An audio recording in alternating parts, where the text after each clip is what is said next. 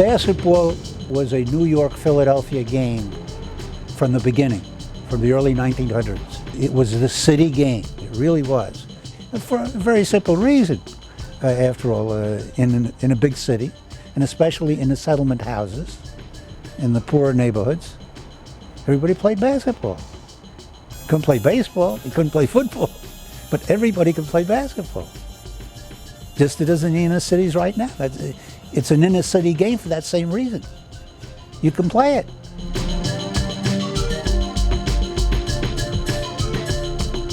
Pro basketball had a league in the 1920s during the boom before the Depression. And it folded, as many sports leagues did when the Depression hit. The pros acquired a bad reputation in that they would manipulate games. They would be playing most of the time, barnstorming against teams that weren't as good as they were.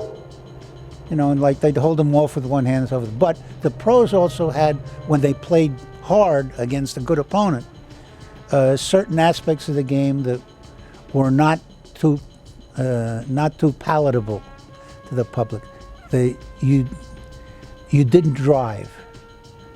And you didn't drive more than once, let me put it that way. Because they saw to it that if you took off of the basket, you were going to wind up against the cage or in the stands.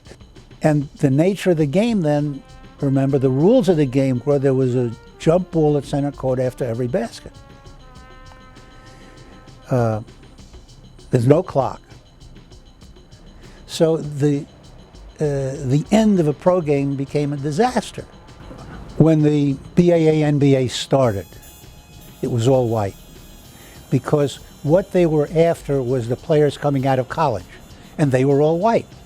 Now, as soon as the colleges began to integrate after World War II, in the late 40s, as soon as they began integrating and producing black players, as those players came out of college, the BAA wanted them. Because they wanted them because they were star basketball players now, and it didn't, you know, they weren't concerned about the racial part of it. Although there was still a very segregated society, very much into quotas. The Globetrotters at that time, playing straight, were as good as any of those NBA teams. But their business was not to play straight. Their business was to put on a show. The Globetrotters were a very important part of the economy of the early league. See, when the college doubleheader started, they sold out. They started to sell out, and that's what started the whole idea that basketball could be commercial. The integration was driven primarily by the fact that there were now black players coming out of college. One of the unfortunate things, one of the unfortunate consequences of the scandals in 1951 was that it wiped out what would have been a very striking influx of black players into the league at that time, because they had gotten involved in the scandals. But the City College team that won both tournaments had two outstanding black players.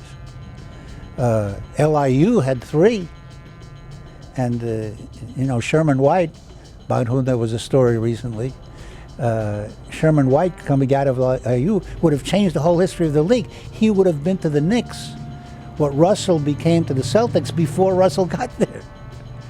And Russell might not have wound up in Boston if that had happened, because the whole dynamic of the league would have been different. So they didn't really start to generate any money until after the college scandals knocked out the college doubleheaders. Once the scandals wiped out the college doubleheaders, they stopped having them, but you know, they killed the interest in it and the commercial possibility. The pros stepped into those empty dates and now started playing most of their games in the big building and slowly built up an audience.